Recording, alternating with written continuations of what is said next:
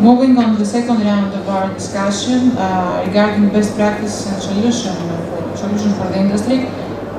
Captain, I would like to start with you. From your experience, would you like to share some tips or some best practices that you recommend for successful vetting inspections? Thank you again, Katerina. What I have to say is that I do not feel that exceptional clever. So, in order to cover that gap, I'm trying to read as much as possible. When I read that in the OCIMF official documents that Site 2 isn't business as usual, I sat down and thought that we have to really see something that is not that usual. So what I mean is that my proposal is that we, the SIG managers, have to start with the evaluation of own resources. What resources we have available in our offices, what resources we have available on the field, and how do we do the things, what we do now how we're doing the things, and re-evaluate it. I do not believe, we all know that things can be done differently. So we have to see what the process is demanding from us and how we will objectively stand and support our position against the requirements and against our clients in the market. So I believe that resources is the number one that we have to see, and how do we do things. I strongly believe that companies from average size and more, they have to integrate the well-known safety or HSQE or HSQE, etc., all those known acronyms of the safety departments and the vetting team, that they have to integrate it and make it one team, because with Site 2 in front of us, they cannot work independently. They must be one team and work jointly. This is what I strongly believe. Also, according to the company size, it is what we do with the training. Do we have a dedicated team, department team? What do we have? What our company can stand to deal with? And of course, evaluate the available opportunities. I have heard about the e-learning, which Antonis earlier said. I can say that from my point of view, it's the young generation, whatever has E, whatever is starting with E, younger generation, it goes well. So I have seen several young people who really love e-learning. Maybe this is not that good, no, that we're not that used to that old generation, but anyway, it is not us who are playing the game. The younger ones are there, so I believe yes, strong focus point in the e-learning. I would like to be, make a zero. In Philippines, there are companies and people who make brilliant jobs. Of course, for us as clients, whatever we want to buy, we can buy it. So if we want to buy good training, we can buy good training and have our people well trained. If we want to buy the certificate, we will buy the certificate. So we just give the money and we buy according to the money we give. It's what you get back. So I believe that the focus points is resources, equipment, and let's start from scratches. Let's see the fact that for a number of years we are operating in that manner and we are doing the things in a certain manner, this does not mean that this can last forever. Do you have time? Thank you very much. Thank you, Captain. Mr. Fokas, as far as the training is concerned, would you like to comment some best practices for addressing the human factor? Thank you. Antonis is right. You can go for a cheap certificate if you want, but then it's up to the management company if you want to go for compliance only or for competence. I'm lucky I work in a company, in a group that we focus on competence, not on compliance.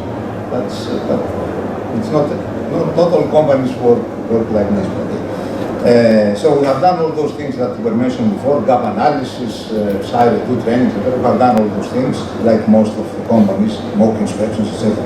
Now some extra tips that we have done. Role playing that was mentioned before. In practice, how do we do it? We do it on board, with video conference from the office of the vetting department is monitoring and attending these role-playings on board the ship. This is done on a regular basis, once every month per every vessel, with a specific scenario based on Silo 2 questionnaire. Second, we use our own simulators, and there again we have role-playing, bridge or engine simulator. We have the inspector who is playing the role of the inspector together with the participants in the courses. This is also something extra, and all training providers can do that. For the Filipinos in particular, because we all know that Filipinos are a bit low profile, they don't speak up easily, so we have developed a course there, actual course, not e-learning, actual course with an expert for the Filipino seafarers and officers to help them improve in that speaking up, so they feel more confident when they are being interviewed. Of course, we have developed our own tool matching the Silo 2 questionnaire with SMS, etc. So it's easier for people on board to show to the inspector the relevant SMS procedures, etc., etc. Now, down to training, our training matrix has been amended. We cannot provide in-house all trainings that we want, so we are using e-learning platforms. And there are some specific courses that are designed to accommodate some of the specific requirements of both Silo 2 and Maritime. So Athanasios is correct, they have developed some things. Other providers have done the same thing as well, and we are using that. How do we use it? In advance, we know which vessel is going to be inspected, so we check with the vessel, we check the records, and we advise them, you have to do 1, 2, 3, 4, 5, etc., etc. So we guide them which e-learnings they have to do in order to fill the inspector's requirements. Those are some tips on how we deal with Silo 2 and Maritime inspections. Very, very interesting. Thank you very much for sharing this with us. Mr. Iordanidis. Yes, again.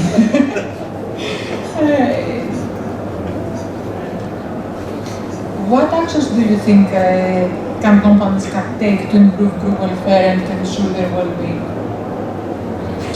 Yes, crew welfare, yes. You know,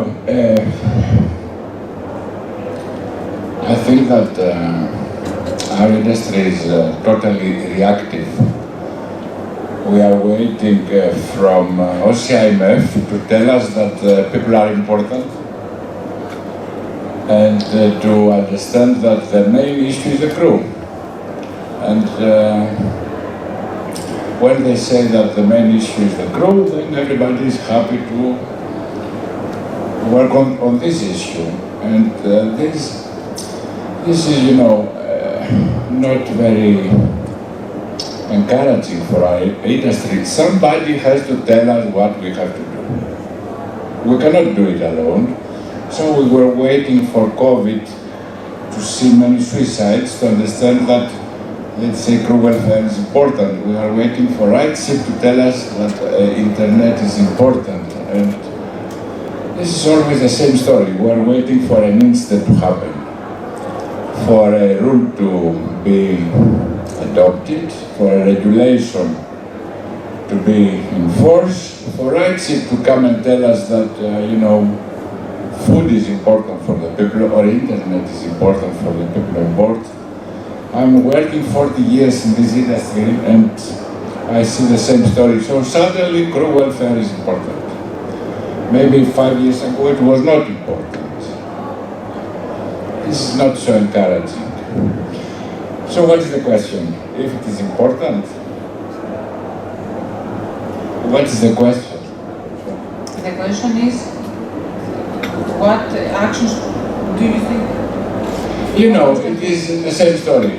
If you have just to prove compliance, take the checklist of rights and do whatever they say, and you are in compliance. But if you want to, you know, to have a real good shipping company, you have to think over and above just compliance. You have to think what you said before. So crew welfare is important. Without crew, you are nothing. Shipping is the people, not the vessels. You can have the best vessels, I can prepare the best systems, but without crew you are nothing. You have zero, let's say, hope to survive. The people on board, and of course the people ashore, is the core of the shipping industry. Unfortunately, this was always the same, but suddenly decided to raise a flag and raise another flag, so it's time everybody to handle it. For me, this should be a priority for everybody. If you want, as a shipping company, to have a future, this is the most important thing. And this needs commitment from everybody. Of course, commitment from the top, commitment from everybody. This is the new era for the shipping industry. People. That's all. Thank you, Mr. Andreadis. Mr. Andreadis, from your point of view, how can companies improve human factor elements to enhance their overall performance and safety? Okay, so the question is what we can do to improve, right? Yes. For human factors or mental health or crew well-being. First of all, we need to understand what is human factors. This is 2024, and usually when I ask people in every level on the shipping company what is human factors, they think we are talking simply about humans. This is wrong.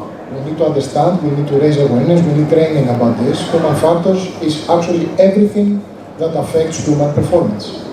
That means stress, that means hardware, that means procedures, culture, leadership, anything that can affect a person and can make them do errors. So the first thing we need to do is understand it, and I think we are under process. We are not there yet. We are doing steps, but we need a lot of work towards this direction. The second thing we need to do is try to change our overall mindset. It's a topic that we are afraid to touch. We see it in a very conservative way. Again, something we needed to change. If we don't change our mentality, we will not be able to understand and implement the right things to do. I can assure you that within our companies there's a lot of human competency that goes down the drain. For example, and the Intertanko survey actually revealed that, and much to my personal disappointment, the Greek officers have a low self-esteem as officers in contrast to Filipinos, for example. Now imagine what happens on board when you have an officer that they don't actually feel like officers. They don't perform as you will expect them to do. So the first thing we need to do is reinvent seamanship, for example, in Greek crews. It's very important. When we do that, and we have seen that with our work, when officers, for example, feel like officers, they start to perform in a much more better way because they have competencies. So this is, for me, the first thing we need to do. The second thing we need to do is approach complexity with simplicity. So you don't try to approach this very complex topic holistically in understanding everything. Just do one step at a time. We have all the tools.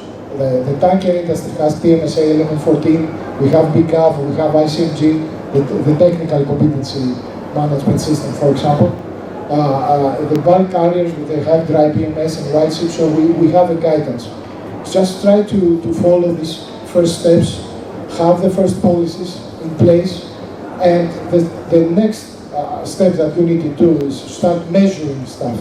And that's not difficult again. Many companies now, they have started actually working and utilizing very easy to administer periodic surveys. We have 2 companies I can see here that they do this process, and they measure what the front line feels. It's quite simple. For example, you can ask your front line how stressed they have felt over the past two weeks. Take this measurement, make it a KPI, this is a PIF, and of course after that you need to improve it. How you will improve it? Again, around you, in supporting company services like our services, for example, they can give you solutions. There are solutions for that. You don't need to invent the solutions. The actions are simple. If you start doing these steps, have basic procedures, understand the concept, number 1. First of all, embrace it, understand what is error, why it happens, okay? And then start to measure simple stuff, yet effective. You have all the things you need to start intervening. Now, if you follow this cycle, in 3 years from now, the shipping industry will be highly specialized in the specific area. This is the way to approach it. And you have people around you to help you to do this. I think, and we discussed it earlier, and to close it and tell you about SIRE that will help us towards this direction, what I'm describing, it's better to see something on an observation than to see it on an investigation, an instant investigation report. So in SIRE, actually, for example, it will push us. It will pinpoint things that we need to do, human factor related things that we need to do. Okay? It sets the light before something happens. It's better to see it before than have to address it afterwards. And I trust that everybody here does not want to have something on their card, have something on their watch, an incident, an accident, a death or something, and it makes moral sense. And we should be happy enough that in 2024 it makes good business sense to have good safety and understanding what you have to do. So this is where we are. Thank you for the insights, Mr. Andreadis. Mr. Bourlios, we are about to conclude with you now. So, in this highly digital era and as a specialized online training provider, how do you help the companies or clients to prepare and succeed in vetting inspections? Thank you, Katerina. Apart from the e-learning courses that I described before, in SQLearn, the past months we have developed something new, which is groundbreaking software, which is called Vetting. Most of you might not know yet about Vetting, but it's an ideal solution for companies in order to prepare to do a pre-vetting before the real inspection of the on board the vessels.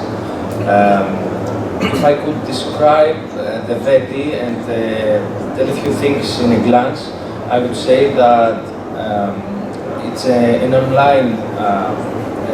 an online questionnaire where companies, apart from SIRE 2.0 risk inspection questionnaire, can adjust any kind of questionnaires that they might have, and of course give the ability to the seafarers to complete this specific questionnaire. The most important thing is that you can assign different questionnaires to people on board depending on their ranks. The captain has to answer different questions regarding the chief engineer or the ratings or whatever. So it's very important that you can assign different kind of questions to different type of ranks. One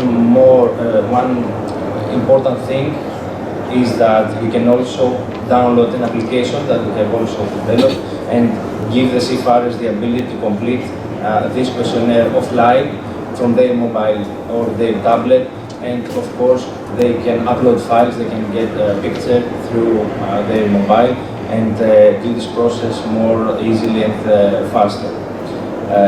I would like to give you an example to understand how exactly you can use the VETI. So the first thing is for SQLearn to create the company and the manager. Once the company and the manager is created in the platform, then with the individual credentials, the manager gives all the information about the fleet, the vessels, and once the vessels are in the platform, then you can assign the questionnaires to the seafarers, even if they are for tankers 2.0 or bulk carriers or whatever.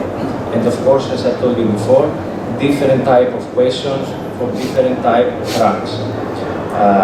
But the most important thing is that you can train and familiarize the seafarers, because in the application you can add, apart from the generic guidance, the company-specific guidance, and this is the key point of vetting. You have the generic guidance that gives you exactly the steps in order to answer the question, but the company-specific guidance, the specific SMS of each of the companies, is that makes vetting something different and something exceptional for each of the companies. But you all understand that it's very difficult to describe an application software even without a presentation. So, because I feel that Katerina will stop me, I will invite you to come to our booth, have a demo of our vetting, and then we can further discuss and see if this new era for SQLearn and this new software can assist companies with the training and the familiarization for people on board. Thank you very much. Thank you, Mr. Bourlios, for being so punctual. Before we wrap up, I would like to open the floor to the audience. I don't know if anyone has a question for our panelists.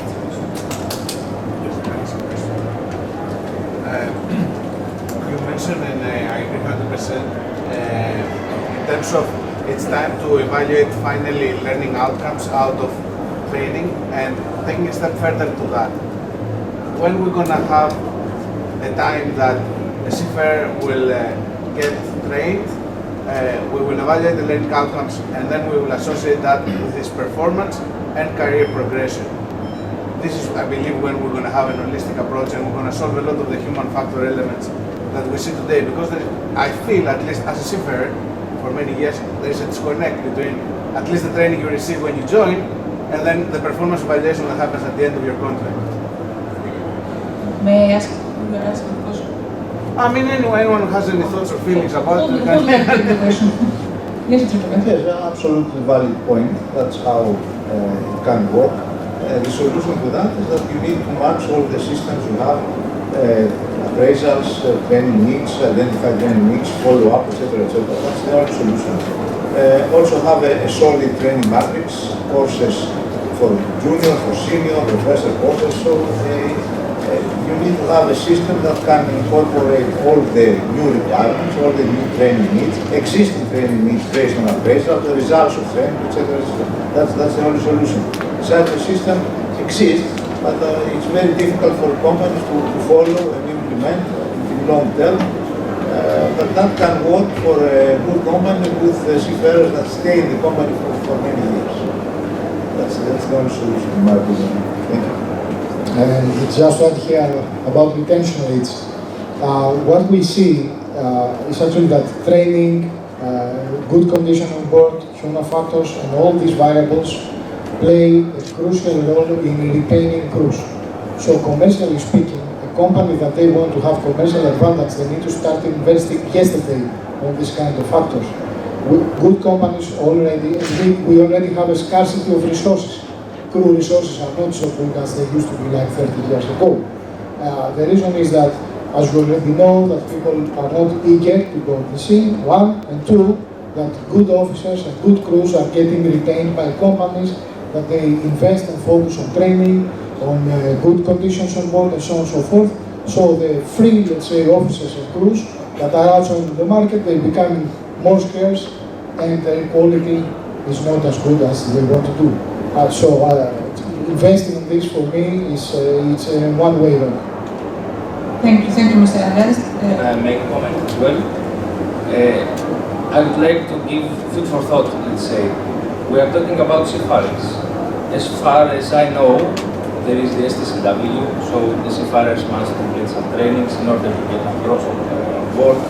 In order to get promotions, there are e-learning that they are doing on board the vessels and many, many more trainings. What about you, that you are working in maritime companies, in the office? Does anybody has training? Does anybody have a training matrix in his company, in his office, that says that you start from a client service and in order to become a project manager you need to complete these trainings, these learnings, these kind of trainings? Just food for thought. I would say that in maritime industry, seafarers at least have some stages that they need to complete, even if they are not ideally, but they have some stages. I work in SQLearn, where I have the next steps, the trainings that I need to complete in order to go to the next rank, in order to promote. I believe that if I ask each one of you, you don't even, you might not even think that you don't have training in your companies. Just food for thought. Of course, the last Okay. And just to clarify that as far as the shipping company is concerned, the training matrices are there and they are applicable for all personnel, both on board and both ashore. The problem stands, I couldn't agree more with Mr. Andreadis or with the other gentleman, that the problem stands to the way in which we deal with things. So, for a number of years we were considering that everything was okay. We have the modern vessels, we have the new vessels, and the vessels sail by themselves. So I do agree, the numbers are going down. We do not have the luxury. There is no machine that is producing on a daily basis X number of well-trained and experienced seafarers. So this is our job. This is what we have to stand for, and we have to work on that. I have several times discussed that internally in my company and in other companies as well, that lack of training on board. Okay, if everybody wants some people who have been appointed, have been employed by NASA, they're not available in our field. And if let's say an ex-superintendent likes the most perfect crews on board the vessels under his own responsibility, then it is reasonable that I would like to have the most well-trained superintendent. So maybe you are not the most capable for me, and I have to choose somebody else. So this is an endless story.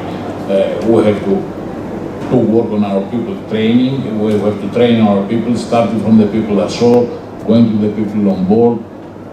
The superintendents of paramount importance because they will deliver the first phase of training on board, of the on-the-job training I mean, and the most recent developments, and focus on the people ashore. Thank you. I have no more time for questions, but at this time I would like to thank our panelists for sharing their valuable insights. I would like to thank our audience for engaging and